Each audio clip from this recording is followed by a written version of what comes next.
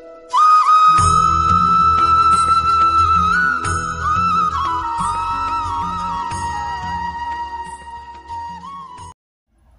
दोस्तों, राधे राधे। तो आज आप हमारे कान्हा जी के श्रृंगार के दर्शन कर लीजिए। ये बैठे हैं गोपाला, ये बैठे हैं लड्डू और यहाँ बैठे हैं माधव माधवी के रूप में। तो ये देखिए, मैं आपको दर्शन करा रही हूँ। अभी इनका भोग लगाने आई हूँ। सुबह की पूजा आरती श्रृंगार सब हो चुका है। और यहाँ पर बैठे हैं गणपति बप्पा, जिनका मैं आज विसर्जन करूँगी। तो इनको भी मैंने भोग के लिए पूरी सब्जी बनाई है और इसमें बेसन के लड्डू हैं, केला है, इनका मैं भोग लगा रही हूँ। और वहाँ पीछे महालक्ष्मी का जो व्रत शुरू है तो लक्ष्मी माता बैठी हुई है। तो ये आप लोग दर्शन कर लीजिए, फिर बताऊँगी मैं कैसे विसर्जन करती हूँ। कुछ लोग कल करेंगे, जो उदया तिथि की कल ही है अनंत चतुर्दशी, लेकिन कल से श्राद्ध भी शुरू हो जाएगा। इसलिए श्राद्ध और विसर्जन एक ही दिन करना मुझे अच्छा नहीं लगता, इसीलिए मैं आज आफ्टरनून में यानी शाम के समय करूँगी विसर्जन। तो अभी भोग लगा रही हूँ। बाद में कान्हा जी के लिए टिफ़िन के लिए भी मैं पूड़ी सब्जी लड्डू ये रखूँगी, जो बप्पा जाते जाते रास्ते में खाएंगे। रोना बहुत आ रहा है। 10 दिन तक बहुत रौनक रही हमारे घर में। पप्पा आ जाते तो ऐसे लगता है कि हमारे ऊपर बहुत बड़े गार्जियन का हाथ है, हमें कोई संकट नहीं है। तो ये दर्शन करिए, मैं भोग कराती हूँ और उनको प्रसादी पवाती हूँ।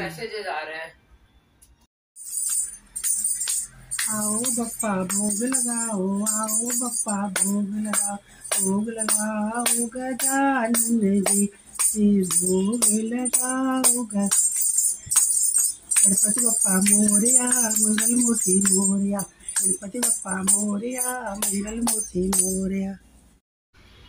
तो यहाँ पर मैं कर रही हूँ आरती, क्योंकि विसर्जन से पहले हमने भोग लगाया, उसके बाद हम कर रहे हैं आरती।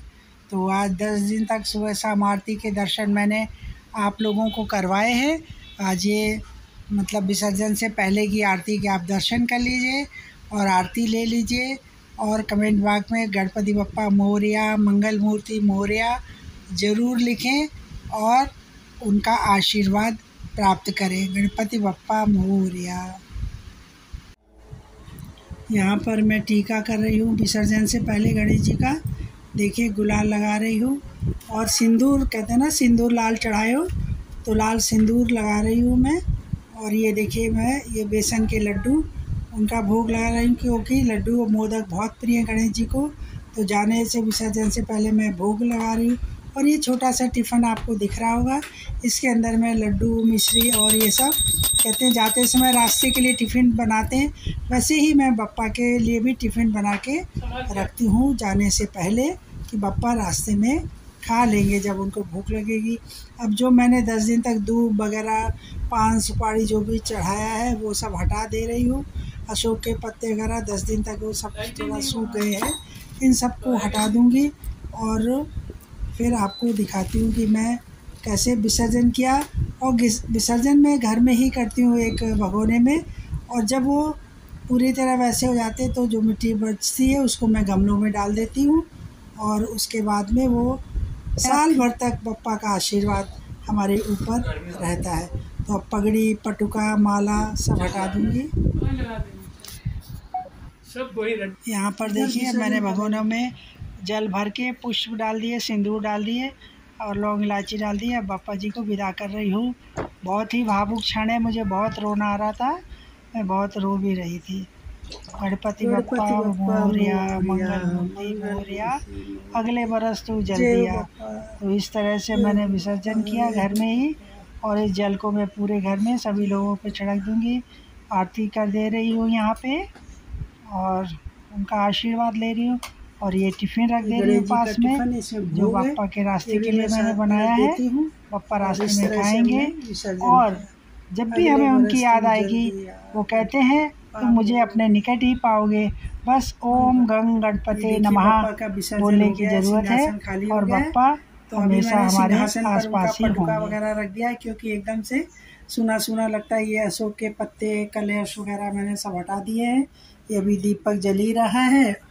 ऊपर ये मेरे गोपाला बैठे हैं, माधवी बैठी है। और इस तरह से मैं हर बार ऐसे ही घर में करती हूँ। और ये देखिए, यहाँ पे मैंने विसर्जन किया है। बाद में जब ये जो मिट्टी होगी उनको मैं गमलों में डाल देती हूँ। तो हम घर में ही विसर्जन करते हैं हर साल, अलग इधर उधर नहीं करते हैं। तो वो मिट्टी गमले के रूप में रहती है। बप्पा का आशीर्वाद हम सब पर हमेशा ऐसे ही साल भर बना रहता है। और अगले साल हम इस आशा में एक साल उनका इंतज़ार करते हैं, शीघ्र ही बप्पा हमारे घर आएंगे और अपना आशीर्वाद बरसाएंगे। वैसे तो हमेशा ही उनका आशीर्वाद हम सब पर रहता है।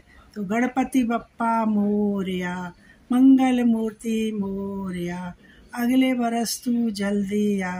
गणपति बप्पा मोरया, मंगल मूर्ति मोरया।